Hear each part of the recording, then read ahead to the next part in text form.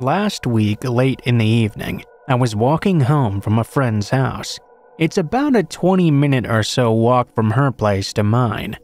We both live in a fairly small and safe town, and I've walked this distance countless times at all hours of the day. I'd never really even once experienced any real danger. First, you have to walk through my friend's little neighborhood. The rest of the way, there's nothing but woods surrounding both sides of the road. This wasn't a particular problem for me, though. The woods didn't scare me. I'd grown up around them all my life. It's the people that scared me. I felt a lot safer in the woods, in fact. I kind of felt like they were on my side, despite all those scary woods stories you might have heard elsewhere. Well, just as I had passed the very last houses in the neighborhood, I noticed out of the corner of my vision that a man appeared to be walking very far behind me. I couldn't really see him very well, but I could hear his footsteps. The roads were very icy. It sounded like this man was wearing crampons. I apologize if this is the wrong word. It's called isbroder in my language, and I couldn't really find a good translation. I wasn't really too worried, though. In fact, my first thought was I should really have a damn pair of those myself. These roads were slippery as hell right now. Still though, I didn't really like having a random person walking behind me. They didn't feel familiar to me, you know? So few people live in this area, and I know every single one of them. I don't exactly take very kindly to strangers because of this. As I walked further beyond the edge of the neighborhood, I heard the man begin to speed up his pace, and I started to get a very bad feeling about this. You hear all the time from these stories how you should always trust your instincts and listen to your gut. It's good advice in general, yes, but here's the thing. If you're a very paranoid person with lots of anxiety, you get bad vibes every single day. It's so easy to just assume the worst about people. I don't trust anyone except my family and close friends. If I were to always trust my gut, I would never be able to leave the house again without shaking in fear. Still though, I have acted on instinct before, hid from people looking like a complete idiot. I don't really care. Just to be on the safe side, I decided to do the same this time as well. Better to be safe than sorry, you know? I took off into the woods. I wouldn't be able to outrun this man on this very slippery road, so my best option was to hide in the woods. Well, as soon as I started to go in that direction, I could hear the man begin running behind me immediately. Guess I was right for once in my life. My instincts were true this time. I didn't have to go very far into the woods though. Very soon I found a good hiding place. I found a big bush surrounded by tons of other bushes and trees. So much vegetation, there were no paths in sight. Maybe this doesn't sound ideal, but in the complete darkness with the moon being the only source of light, I felt like it would be very hard to see me there. Soon after, I could hear the man again. I could see him barely peeking out through the bushes. He was searching in every direction, obviously looking for me. And then he said something that startled me greatly. I swear to God, the man called out into the air. "He shouldn't have done that. He's just a boy. Poor little feller." What the heck? I became utterly confused, but at the same time terrified by this. I almost felt the urge to laugh out loud. You see, I recognized that from a South Park episode. The man even said it with the same voice as well. Now, you might be wondering, why the hell was this man chasing me into the woods and quoting South Park? Either this guy was playing a huge prank and taking it too far, or the guy was batshit crazy. I decided it would be safer to assume the latter, and remained hidden in my spot in the bushes. I had a very strange feeling about this, both being terrified and slightly humored at the same time. Shortly afterwards, I could hear an animal make some noises from further in the woods. The man immediately began chasing in the direction of those sounds, thank goodness. I know it was just an animal, but my paranoid self thought maybe there was even another crazy person waiting out there for him. Guess that made 3 crazy people out in the woods tonight, I thought to myself. When the man had finally gotten far enough away, I took out my phone. one missed call from my friend. Thankfully, I had my phone on silent mode since the phone ringing and the thought of people wanting something from me gave me a lot of anxiety. I texted my dad I just had a minor emergency and I needed him to come get me right now. I didn't know where I was exactly, so I told him to park near the deer crossing sign and wait for me. He texted me when he got there, and I ran out from my bush hiding spot onto the road. Thankfully, the car was quite close, so the guy didn't really have time to chase me or anything.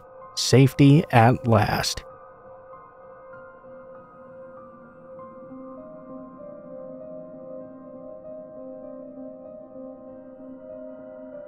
When I was 16 years old, it was a very low point in my life, and I ended up getting hospitalized for 4 months over the summer.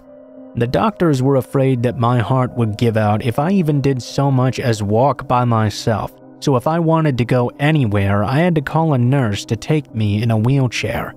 My mom and dad visited me every day, though not always together. Whenever my mom came alone, she would take me out in a wheelchair to the beach access behind the hospital so I could get some fresh air and look out at the lake. Well, one day, my mom had come by to visit, and she took me out to the beach as usual. While we were waiting for the elevator down from the ward, a man stopped my mom and me. "Oh wow, your daughter has such beautiful black hair." The way he said that just gave me the willies, kind of in a Buffalo Bill-esque I want to wear it myself way. My mom thanked him and chatted idly for a bit, but I just looked the other way and did my best to ignore this man. I could feel his eyes blazing into me. We all piled on into the elevator, and as soon as the doors closed, I could feel something tugging at my hair. I glanced over, only to realize the man was grabbing it and playing with it. Obviously, I was pretty creeped out here, but I didn't want to cause a scene, just in case perhaps the man was here for a mental disorder or something and it wasn't something he could help. I leaned over as far as I could in the wheelchair, so he couldn't reach me without alerting my mother. Finally, we reach the bottom, get off, and my mom and I start wheeling over to the beach while the guy just stands by the elevator and watches us as we go. I told my mom what the man had done, and she said she'd make sure we'd do something about it if we saw him again. Well, in fact, after that we kept seeing him a whole lot, always by the elevator as well. He'd make comments about how beautiful my hair was. My mom would nod politely. We'd go into the elevator, and he'd try to play with my hair once again. From now on, though, my mom would move into the way and we'd get off and he'd just watch us roll out. It was creepy, but decidedly harmless. Probably the man just had some mental problems or something. That was until about a month later. We went down to the beach as usual, and this time we didn't see the man at the elevator. We didn't really think much of it though. Maybe he'd finally gotten the help he needed or whatever. At this point, my mom had to use the restroom. It was quickly decided mutually that I was old enough to take care of myself for at least 3 minutes or so. I was sitting in the wheelchair looking out at the lake and enjoying the sun on my skin when I started getting pushed suddenly. Thinking it was my mom, I turned around to ask her for 5 more minutes. But it was not my mom. Not at all. It was that fucking guy. He began to push me towards the bushes, and the look on his face was completely predatory. I screamed as loud as I could, but the only other people out there were in a canoe out on the water. In that moment, I had to make a decision. I decided if I was going to die anyway, I'd rather it be of a sudden heart failure than whatever this dude was going to do to me in those bushes. I stood up out of the wheelchair and started legging it toward the restrooms. I looked behind me to see if the man was following, and fortunately he was not. He just stood by the wheelchair, looking absolutely shocked. I guess he thought just because I was in a wheelchair that meant I was completely paralyzed all the way. I made it back to my mom, who'd run out of the toilet upon hearing me screaming. We both looked back, and the man was now running away like he had a rocket shoved up his ass. My mom carried me on her back to the wheelchair, then we rushed to inform the hospital staff. They put a watch out for the man, and for the next month there was increased security all around the elevator on my floor. The man never did come back though.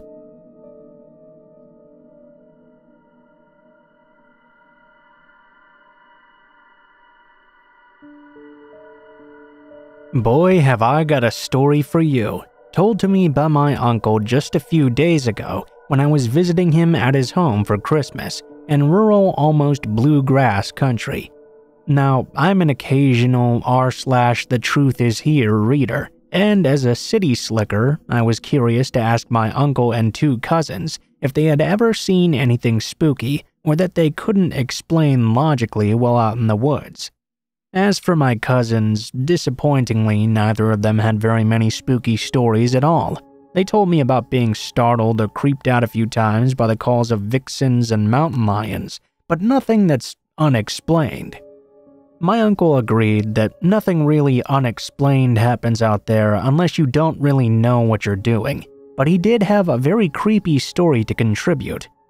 I like to be clear that this is 100% true and that while my uncle is delightful to listen to, he's not known to exaggerate or lie at all.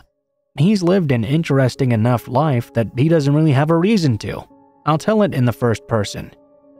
In late winter, maybe spring 1968, I was in my last semester at the U.S. Air Force Academy in Colorado, on my way to Vietnam as fast as I could get there.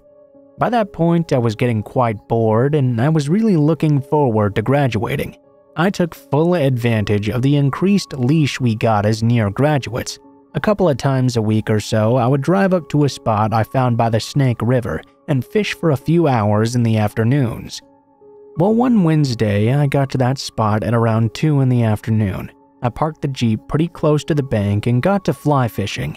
A few hours went by and I had caught a couple dinky cutthroats. So I built myself a fire on the riverbank to cook them up for supper before rolling back to school around 9 or so. I was sitting out there by the fire finishing up my second trout. Except for the river, it was completely quiet. I was all by myself and I didn't really see anything unusual. All of a sudden though, I felt this huge feeling of dread start to creep over me. I could tell something was wrong or something bad was about to go down, but I couldn't quite put my finger on what it was that was making me feel like this. I was almost sick to my stomach. I decided to remain very alert and see if the feeling would just pass me by. If it didn't, I knew I had a little .38 revolver on the passenger seat of my Jeep, just in case, you know. A fishing gun, you see. I kept picking at my trout, mostly just listening for anything moving out in those trees. A few minutes went by and the sick feeling was still sticking around. In fact, it was getting worse and worse. I thought perhaps I'd sensed a large predatory cat stalking a deer or something. They did have mountain lions up there and those bastards were dead silent on their feet. I knew just because I couldn't see or hear anything in my immediate vicinity didn't mean there was nothing there. I got up, slowly and casually got the .38 out of the Jeep and loaded it up. I sat back down by the fire and put it on my lap. I finished up my trout and hustled to pack up. I finally got myself out of there. 2 days later, Friday, I went back up to that spot to get some fishing in around noontime. I'd fished for hours. I think I caught 3 more cutthroats that day. I was on the riverbank already frying up the fish when a game warden pulled up suddenly. I thought to myself, oh no, now they've got me. You see, I hadn't bought a fishing license at the time. I was going to be graduating and leaving, so I just didn't bother renewing one for that short amount of time. Surely this game warden was about to ask for my license. I didn't have one. I thought maybe I could turn on the charm and convince him not to give me a ticket. He parked behind my Jeep and walked over. Hey there, I've got a cutthroat here. Would you like to join? Oh, don't mind if I do. I chatted him up, but I think he could tell I was very tense. I thought things were going well though. He's here and he's eating the evidence himself. Hey, are you from around here? He asked. No sir, upstate Buffalo, New York. I'm down at the academy graduating in May. Oh, you mind if I take a look at your ID real quick? Sure can, I said and handed him my student ID card. He handed it back and looked back out over the river. Then he looked back at me. So you, get up here much? Sure thing, whenever I can. I've been up here a couple days a week for a while, actually. I was just up here on Wednesday. His eyes sharpened up immediately, and he frowned at me. Wednesday, same spot. Yes, sir, right here. I've gotten real lucky with the cutthroat around here. Say, around what time do you think that was? Oh, I was here for a long while. Left around 4 or 5, I think. I creeped myself out real bad, tell you the truth. I kinda booked it right out of there. 4 or 5, you say? Did you notice anything funny around? See anything strange, perhaps? No, sir, I didn't see anything. I got a bad feeling now, though. He goes on to tell me that right around 6 o'clock on Wednesday, a game warden right on the other side of the river from where we were sitting found a dead body. Freshly dead, too. Reckoned it had just happened. The man's ankles were bound and his hands were tied behind his back. He was shot right through the back of the head. He was bent down on his knees. Somebody had executed him. I never heard what happened after that, or what the outcome of it was, but this being 1968 outside Colorado Springs, surely it was an early drug trafficking hit. I think that was around the time when people first started bringing large quantities of drugs to that area, so that's the story I've settled on after all these years.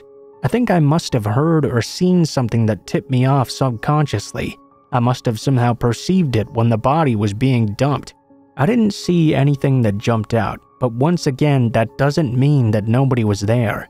I suspect if I hadn't taken out that .38 and set it down on my lap, something very bad would have happened to me that day. The lesson I learned from this story? Always buy your fishing license.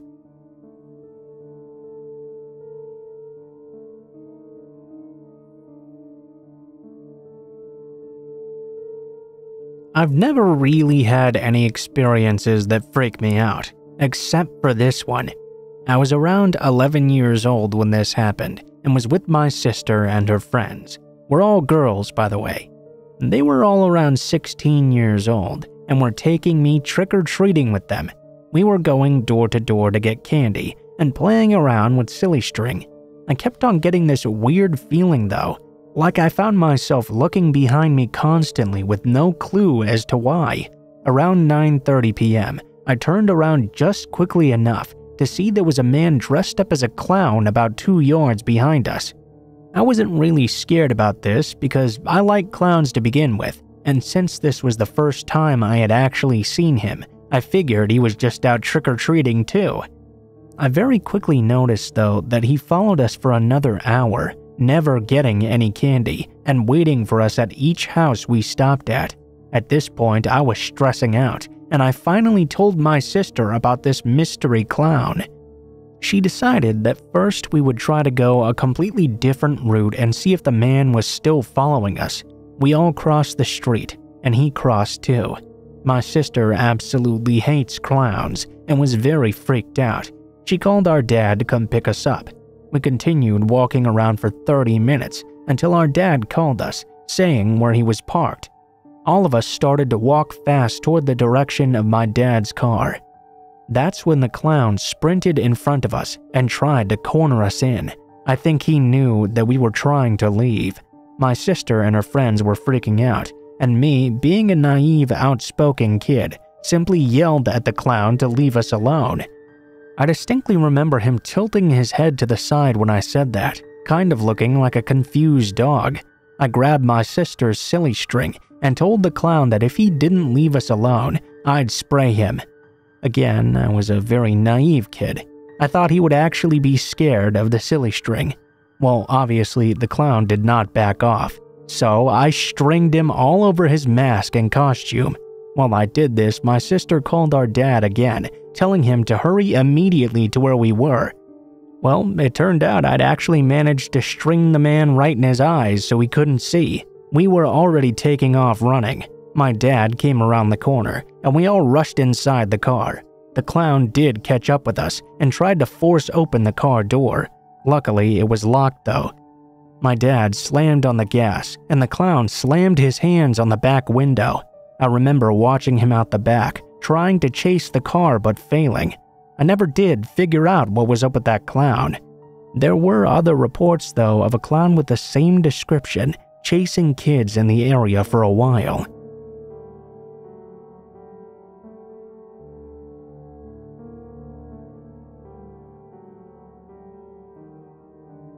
Before anything, a little bit of backstory. I was about 10 at the time this happened and was visiting my hometown, Ecuador, for the summer. At the time, I knew just about everyone in my small little town, and so did my parents, which is why they let me go on my own that day. We had decided to go for the summer and planned out for just about our entire stay. One day, my mom and dad were getting ready to go to a wedding, and I was in the house with them. My big sister went over to a friend's house, and my other relatives had already left for the wedding. I was supposed to stay at home alone for the duration. I saw that it was a beautiful day outside though, and decided to ask my mom and dad to go to a park that was no more than 2 blocks away. They were very reluctant at first, of course, stating there would be nobody there to watch after me. I argued though that it was a beautiful day out and there was no way the park would be completely empty. They kept on getting dressed up as I kept on arguing, until finally they gave in to my demands. They said I could go to the park as long as I was back before dark. I agreed and ran outside to head for that place. It took me no more than 10 minutes to get there. I was ready to make a ton of new friends and play around. But oddly enough, it just so happened there actually was nobody else in that park. It looked completely abandoned, which was weird seeing as how this was one of 2 parks in the entire city. It should have been completely packed up. I paid no mind to it though. I believe instead I ran over to a swing set, perhaps a slide. It was 12 years ago, so I can't exactly remember. As I began to play around, I heard a voice call from the distance very suddenly. I could see a clown was on the other side of a gate, motioning for me to get closer. Behind him was a white van which I had noticed before. I just thought it was a delivery truck of some sort though. I slowly started to walk towards this clown and stopped a good distance away from him. He spoke to me in Spanish. "Hey kid, do you like clowns?" I nodded no to him. He gave me that clown frown and said, "Well then, let me see if I can change that for you." He opened up his car. By looking inside, I could see the only thing in there were 2 boxes, not sure what they were filled with. No seats, no posters, no anything, just 2 boxes and the rest complete emptiness. Being a child though, I didn't really know what this might mean, so I just watched as he pulled out a deflated balloon. He wrapped his lips around the end and blew till the balloon was fully inflated. He tied the end and started to form the balloon into a balloon animal of a dog. He handed it to me and I smiled. He then motioned for me to come closer, to which I complied. "Do you like it?" I nodded yes this time and gave him a little smile. He immediately grinned in the creepiest way possible. It was so startling in fact that even as a kid I knew to back away. He then told me if I wanted to see the rest of his tricks, I would have to follow him to the truck. I told him the exit was on the other side and I wouldn't be able to climb the small gate by myself. Then he said the few words that haunt me to this day. "Well, come a little bit closer and I'll carry you over. We can have loads of fun in my truck. Come on, kid." While saying this, he still had that creepy grin plastered across his face. I merely backed away and told him, "No, that's okay, sir."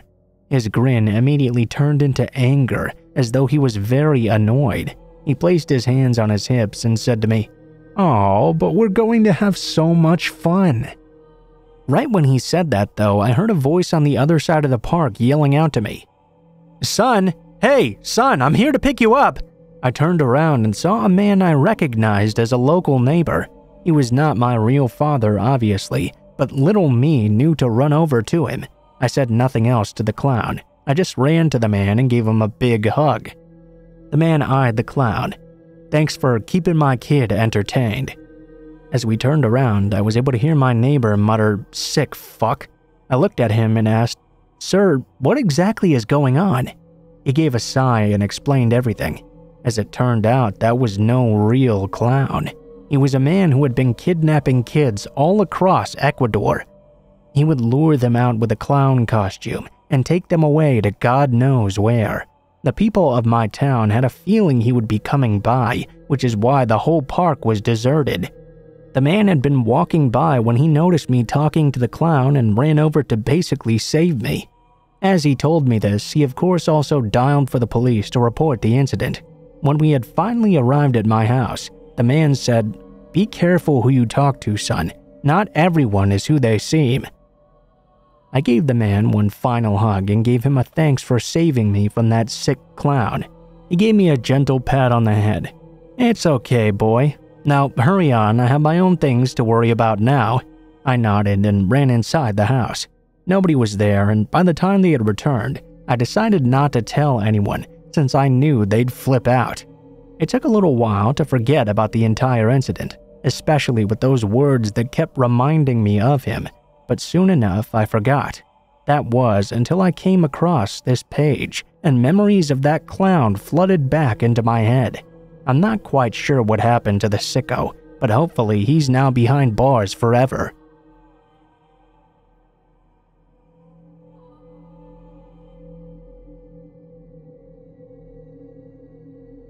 So last night, I had a very scary thing happen to me. I'm not 100% sure what this was, but it reminded my friend and I of a clown, so I guess that's what I'll call it. Some background might be good. Last night was New Year's Eve. I'm 22 and I had two other friends over with me. A girl who we'll call L, who's 20, and a guy who we'll call K, who's 19. I also had a 6-month-old baby girl who was asleep in the bedroom. I live in a 1-bedroom apartment in a bad part of town. There are many drug users and dealers around here, along with people who have rape and assault charges as well. Needless to say, it's not a safe place at night if you're a woman. My husband was at work, and Kay was fast asleep. Elle and I are both short females, so we had stayed up smoking and listening to scary stories on YouTube. The drapes were open on one of the 2 living room windows so we could watch the moon and stars while talking. Yes, we were both smoking weed, but we both heard the same things at the same time, so we know this was not just in our mind. The apartment was a 2nd-floor apartment. The stairs came up past the living room as the door was on the far side and the window was across from that. This means you could hear anyone that was outside if you were sitting on the couch, as well as anyone on the stairs. So, as I said, we were relaxing and smoking, having a very good time together, when all of a sudden we heard a very loud creaking metal sound. The only thing we could think of was one of those old-fashioned metal tricycles that were big back in the 60s and 70s. This was seemingly confirmed to us when we heard 2 loud horn honks as well. Not like a car honk though, like those old horns you would put on the end of your bike and squeeze the bulb to make the sound come out. Needless to say, she and I were both instantly freaked out. My apartment was set in a little pocket that most people would ignore if they could help it, because they're single-bedroom apartments filled with mostly stoners. So to randomly hear a horn-honking tricycle outside was instantly scary. The creaking sound got closer, and we realized we had never locked the door. I realized in that same moment that you could clearly see only the 2 of us girls alone on the couch since Kay had passed out from smoking. Elle whispered that the door was unlocked. As I was getting up to fix that very same issue, I stepped over Kay quietly. She and I were both freaking out but trying not to wake him or the baby up. Our bottom lock didn't work due to it being broken, so only the top lock did. I tried my best to lock it quietly, but as I touched the cold metal, we heard something take about 3 or 4 steps quickly and quietly up the stairs, as if whoever was coming up was trying to stay very quiet. My eyes instantly went wide, and I clicked the lock into place, which made a very loud noise in that silence. Instantly, the sound of the steps stopped. She and I looked over to each other panicked. I crept back over to the couch trying not to have a panic attack. As soon as I reached it, Elle whispered something to me. I don't remember what, because after the moment she spoke, we heard that metal creaking sound of the wheels turning once more, now leaving from the front of my place. Then the 2 honks happened once again. Then one final time a tiny bit further away. She and I rushed to the window that was about 2 feet away, looking out into the dark to see what was going on. We couldn't see anything, but it's not like you could see much from the window anyway, due to how the building sticks out on the right and from the left there was an overhang. Really, we could only see the parking lot. I started to mutter to myself, "Fucking clowns honking there."